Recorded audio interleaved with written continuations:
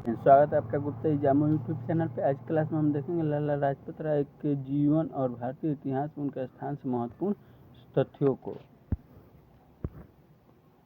कांग्रेस उग्रवादी नेताओं में लाला लाजपत राय का बहुत ही महत्वपूर्ण स्थान है। तिलक की ही भांति पंजाब में लाला लाजपत राय ने अपनी सामाजिक और राजनीतिक चेतना लाने की कोशिश की। पंजाब के रहने वाले लाला लाजपत राय को श्रद्धा से पंजाब केसरी कहते हैं।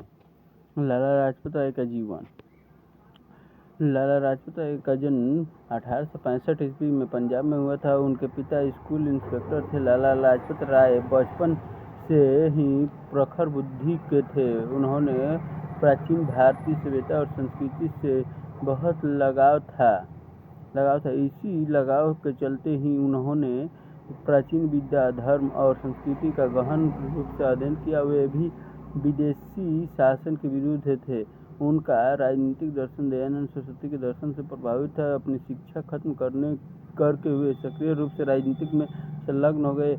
इतिहास में से लाला लाजपत राय का स्थान। 1888 ईस्वी में उन्होंने कांग्रेस की सदस्यता ग्रहण की। वे कांग्रेसी के नरमपंथी नेताओं और कांग्रेस के भिक्षा की नीति से काफी असंतुष्ट थे। तिलक के समान वे भी उग्र राष्ट्रवादिता हिमायती थे। जल्द ही तिलक और बिपिन चंद्र पाल के साथ उन्होंने अपना उग्रवादी गुट बना लिया, जिसे लाल बाल पाल के नाम से जाना गया। इन लोगों ने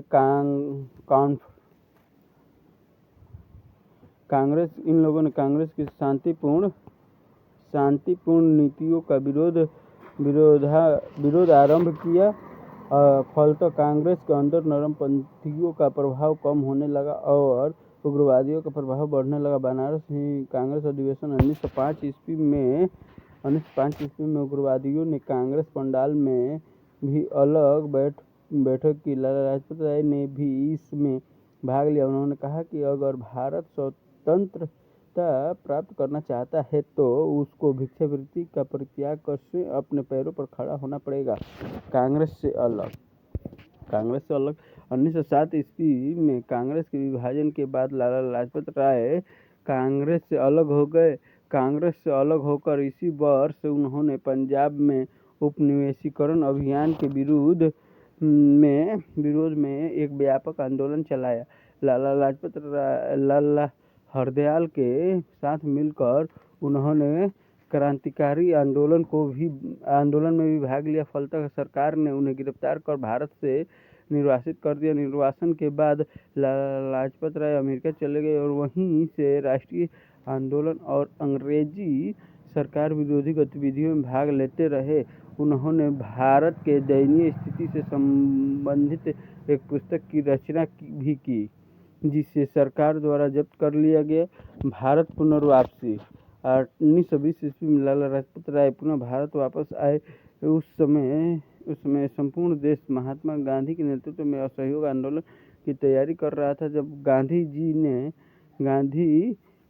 ने अपना आंदोलन शुरू किया, लाला लाजपत राय ने इसमें भाग लिया और पंजाब में इसे सफल किया। उनके कार्यों से क्रोधित होकर सरकार ने उन्हें गिरफ्तार कर लिया और जेल से छूटने के बाद वे फिर से राजनीति में सक्रिय हो उठे। 1923 ईस्वी में वे केंद्रीय सभा के सक्रिय सदस्य निर्वाचित हुए। वे स्वराज दल के सदस्य भी बने, परंतु बाद में इससे अलग होकर एक राष्ट्रीय दल की स्थापना की। 1925 ईस्वी में उन्हें हिंदू महासभा के कलकत्ता अधिवेशन के सभापति बनाया गया। 1928 ईस्वी में जब साइमन कमीशन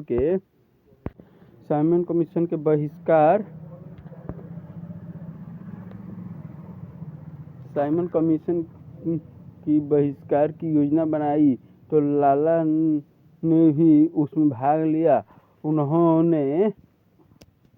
उन्होंने लाहौर में साइमन कमीशन विरोधी जुलूस का नेतृत्व किया। पुलिस ने प्रदर्शनकारियों पर लाठियां बरसाई। इससे लाला लाजपत राय के सर पर चोट लगी। इसी चोट की वजह से 17 नवंबर 1928 को उनकी मृत्यु हो गई। उनकी असामयिक मृत्यु से पूरा देश अस्त व्यस्त रह गया। रह गया। भारतीय स्वतंत्रता संग्राम में लाला लाजपत राय का बहुमूल्य योगदान है।